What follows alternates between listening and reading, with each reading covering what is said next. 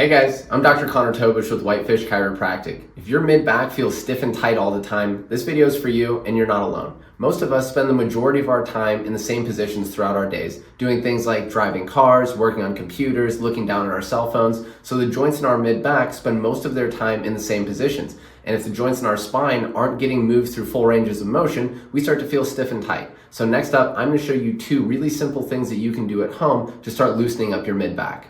First thing we're going to do to start loosening up the mid-back is going to be some foam rolling to loosen up the tissues and help mobilize the joints. So grab a foam roller, then you're just going to lay over the top of it.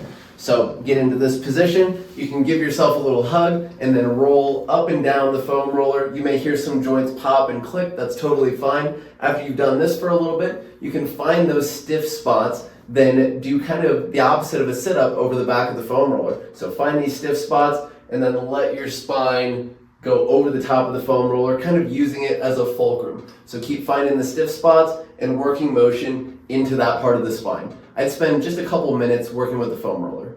Next thing we're going to look at is going to be a controlled articular rotation for the mid-back, which is just a fancy way of saying we're going to do a big, slow, controlled circle to move the joints through a full range of motion. So you can basically give yourself a big hug. Now you're going to round those joints in the mid-back forward. You're going to tip to one side, rotate to that side, start to extend backwards, tip to the opposite side, rotate to that side, flex forward, and finish your circle. I'd shoot for 2 or 3 circles each way.